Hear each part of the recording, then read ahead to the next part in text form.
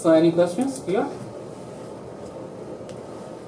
And one more thing is that here there is a difference between the volatile and non-volatile. So here the SRAM and DRAM are volatile memory. That means when you remove the power supply, the data is gone. Okay, you cannot maintain that without power supply. So it's volatile. Okay, and then non-volatile memory is when, of course, when your power supply is removed, your data is still there. So like the flash or your hard disk drive is non-volatile. So this is a simple difference.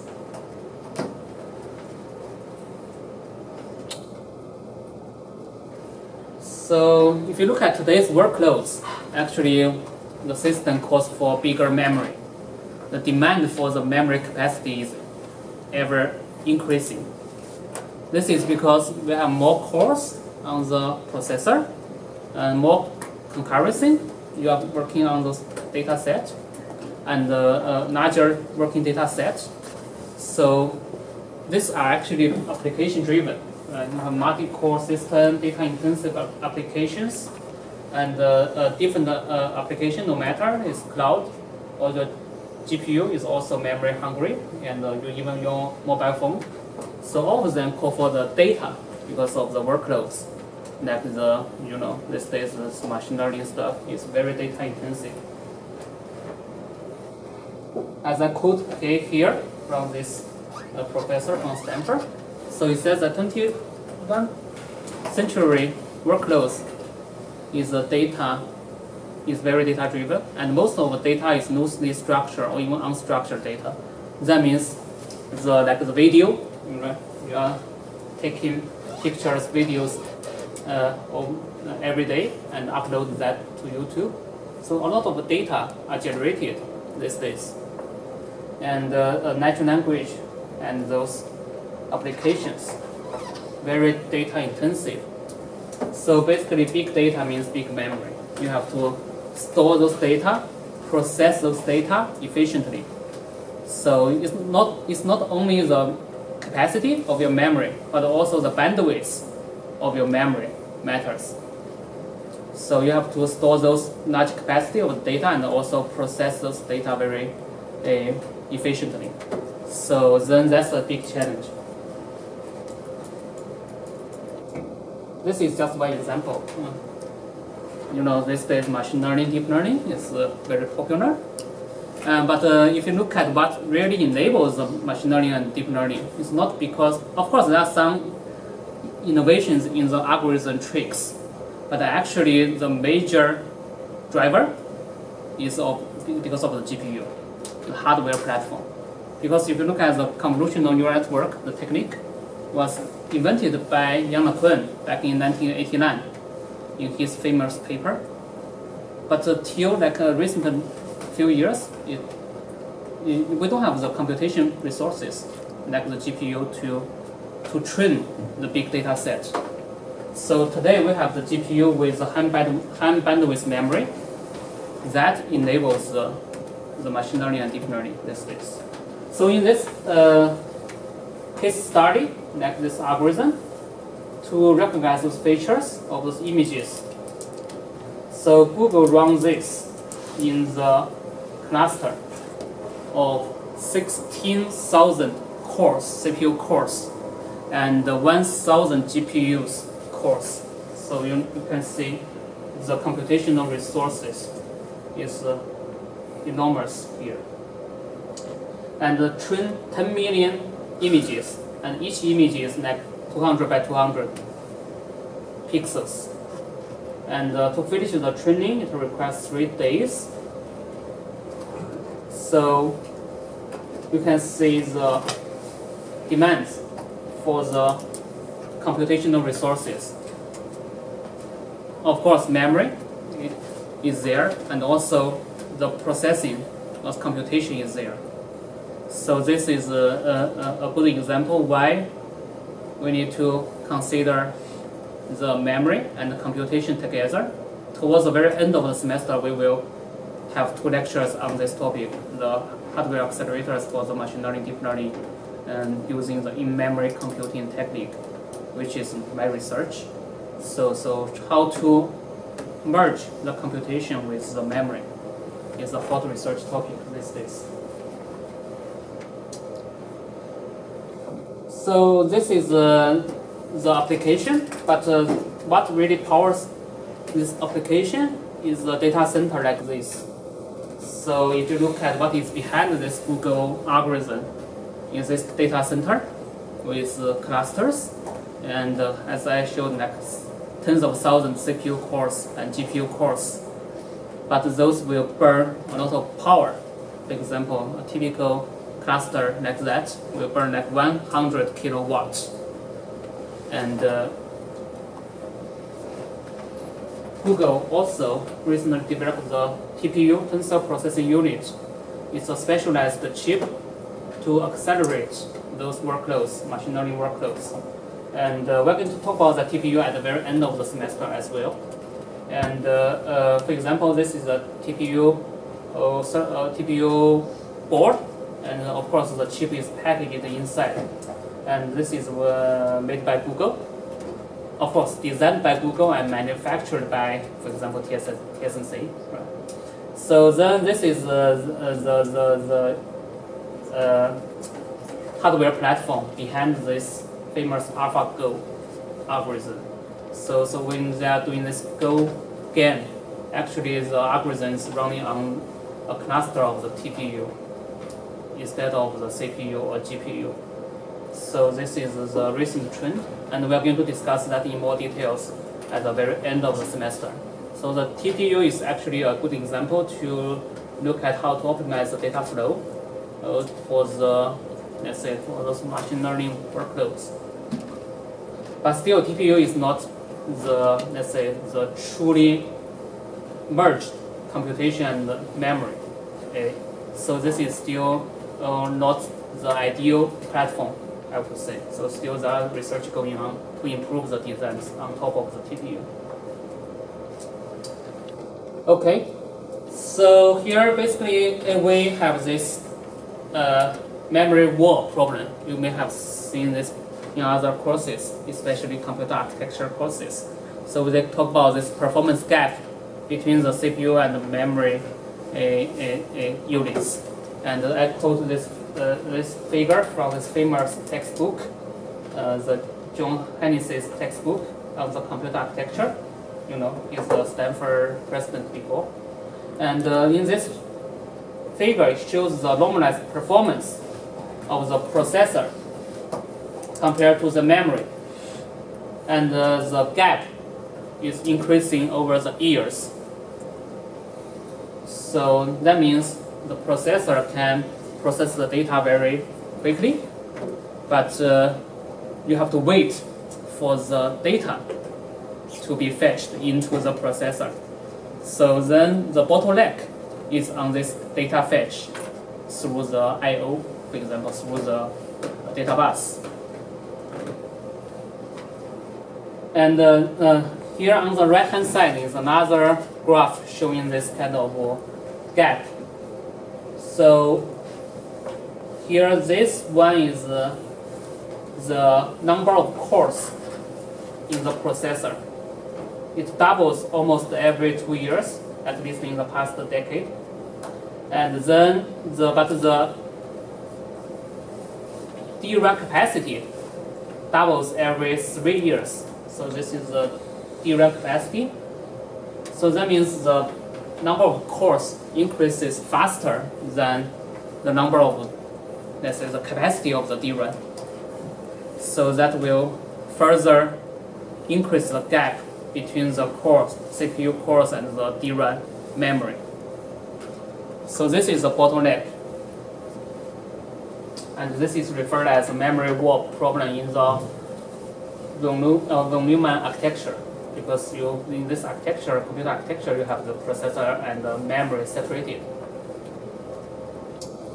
But actually, if you look at the workloads today, for example, this 2 applications, one is genomics analysis or the natural language processing, this kind of workloads. And in this study, I think by Stanford, it looked at the energy breakdown in a system with 2 processor and 2 processor with 8 cores plus 128 gigabyte DRAM system. So this is the model system for those 2 applications. If you look at the energy breakdown in the workloads, actually the compute only take a fraction of the total energy. Most of the energy spent on the data transfer from the memory to your processor. So this is because in those applications, it's very data intensive. This is also true for the machine learning stuff.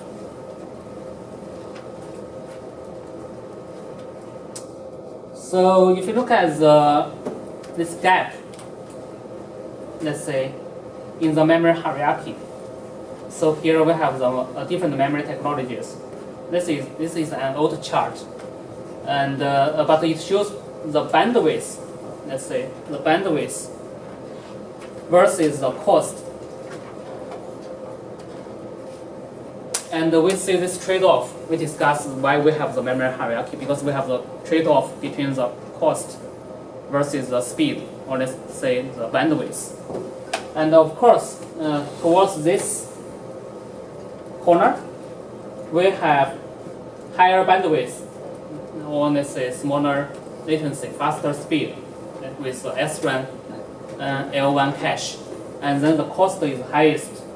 This is the price per gigabyte, if you normalize that to gigabytes. And then of course we have the trade-offs from L1, L2, L3, and then we have DRAM, and then we have the hard disk drive. And this is an old chart without the flash. So before the flash become mainstream, so we use the hard disk drive as a storage. But this is the gap shown in the system. Because with the technology improvement, the hard drive becomes cheaper. So that means move towards this direction, because you have larger and larger capacity of your hard drive over the years. But the speed of your hard drive does not increase, because this is due to the mechanical rotation, right?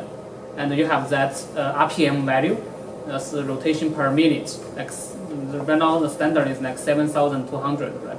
RPM for your hard drive. So you have to mechanically move the header to look for your data. So this is limited by the mechanical rotation speed, and the hard drive cannot really provide larger bandwidth. You can make a larger capacity, but the bandwidth is limited. So it's moving this direction. And but for the other semiconductor memories like DRAM, with the scaling, you are going to lower down the cost per bit. At the same time, with the scaling in general, you are going to improve the speed. So that means the DRAM is moving towards this direction. You reduce the cost, at the same time you increase the speed. As a result, this gap here will become larger, right? So this is the first problem the industry faced back in, let's say, 15 years ago. That's why the flash come into play in this picture. Right? So that's why here we insert the flash memory to fill the gap between the hard disk drive and the DRAM. So let's look at the evolution of the hard disk drive for a second here. So this is example for the hard disk drive in the past few decades. In 1980s, the disk capacity is like 30 megabytes, and in 2009, it's about 500 gigabytes. So over like this 30 years, the capacity increased by this factor, but the data rate, the bandwidth, increased only from 2 megabytes per second to 100 megabytes per second, increased by 50x.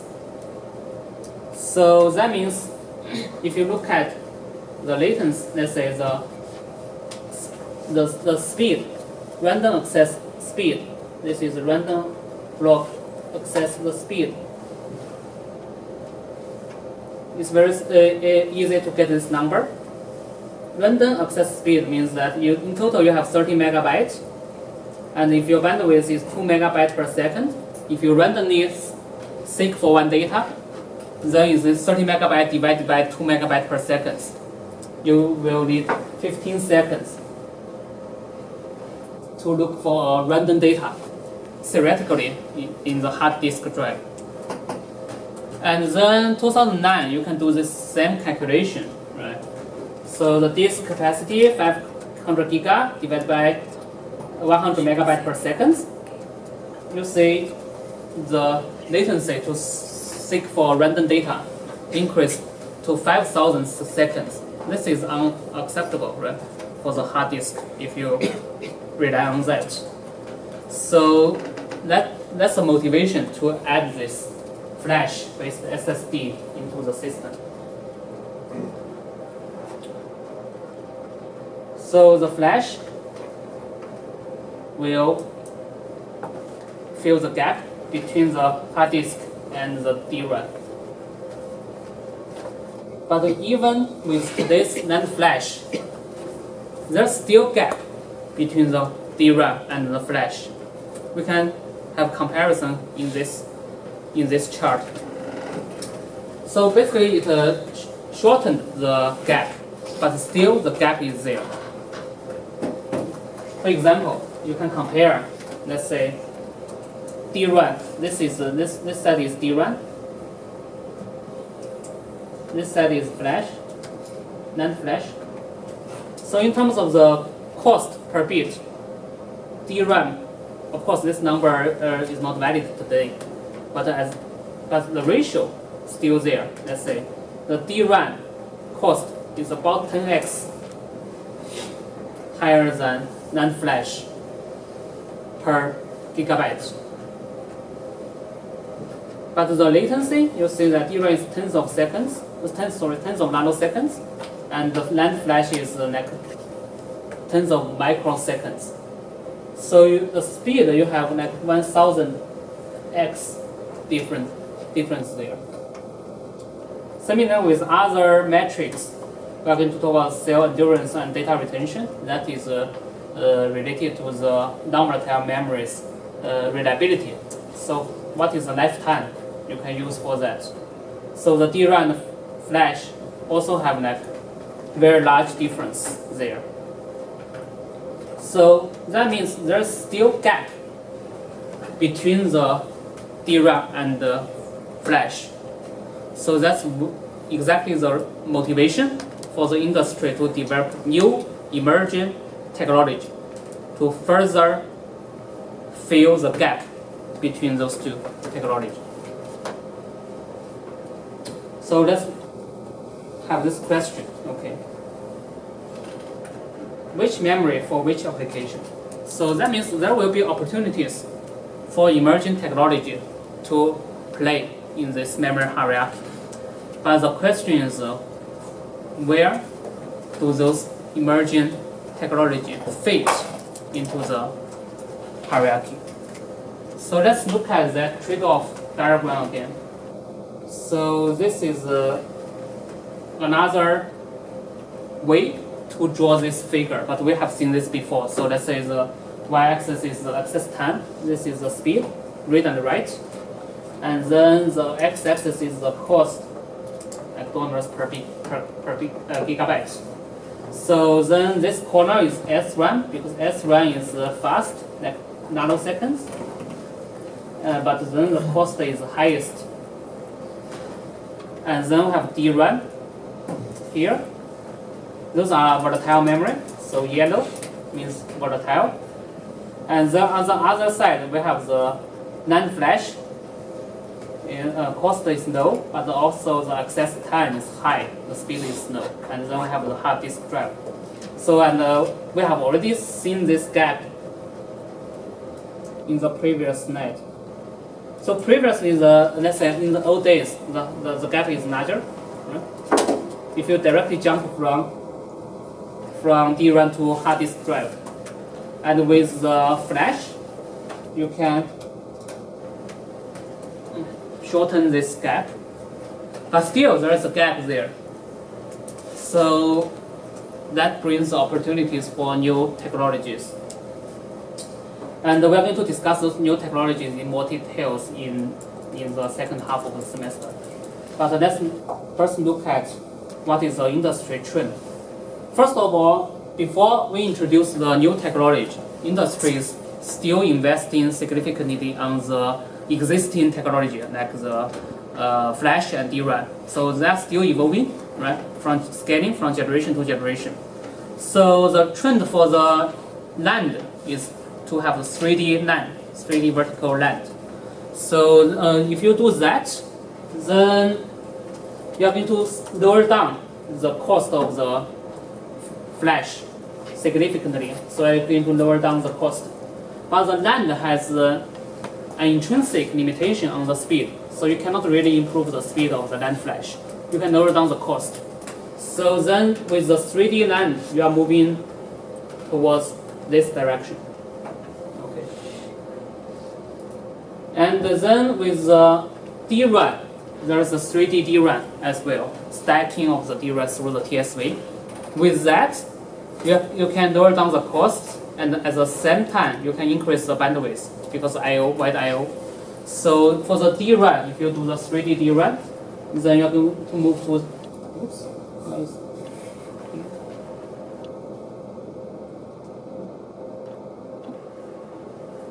Let's go back. So with the 3D DRAM, you're going to move towards this direction. And then, with the emerging technology, we are going to discuss in this lecture, like in this semester, like SRAM phase change or 3D point technology. So this is coined as the storage class memory to fill in the gap in between. And actually, industry like Intel and Micron has already have the products for the 3D point memory technology as exactly filling this market space here. And also STT-MRAM is going to improve the SRAM in this direction. So those are the new technologies we are going to discuss in this course. Question? And the technology in the blue circle is still non-volatile, right? Yeah, they are non-volatile, yes. Those belongs to the non-volatile. Yeah. Okay, I think time is up for today's lecture.